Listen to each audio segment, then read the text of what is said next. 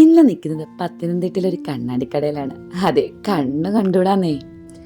6 മാസം കൂടുമ്പോൾ കണ്ണാടി മാറ്റി വെക്കേണ്ട ഒരു അവസ്ഥയെ വന്നിരിക്കുകയാണ് ഇപ്പം. ഇവിടെ ആണെങ്കിൽ ഇപ്പോൾ ഒരു ഓഫറുണ്ട്, ബൈ 1 ഗെറ്റ് 1. അങ്ങനെ ചാടിത്തുള്ളി വന്നതാണ്. പണ്ട് സ്കൂളിൽ പഠിക്കുന്ന സമയത്ത് കണ്ണാടി വെച്ച ബുദ്ധിജീവി ലുക്ക് കിട്ടുമെന്നും പറഞ്ഞ് അച്ഛനോടും അമ്മയോടും കണ്ണ് കാണുന്നില്ല, തലവേദനയാണ്, ബോർഡിലെഴുതുന്നത് വായിക്കാൻ പറ്റുന്നില്ല, പുസ്തകത്തിൽ ഒട്ടും തെളിയുന്നില്ല എന്നൊക്കെ പറഞ്ഞൊരു കാലം ഉണ്ടായിരുന്നു. പക്ഷെ അന്ന് കണ്ണാടി വെച്ചില്ല. ഇപ്പം കണ്ണാടി വെക്കാൻ ഇഷ്ടമല്ല, പക്ഷെ കണ്ണാടിയില്ലാതെ ജീവിക്കാനും പറ്റില്ല, ഒന്നും വായിക്കാൻ പറ്റുന്നില്ലെന്നേ.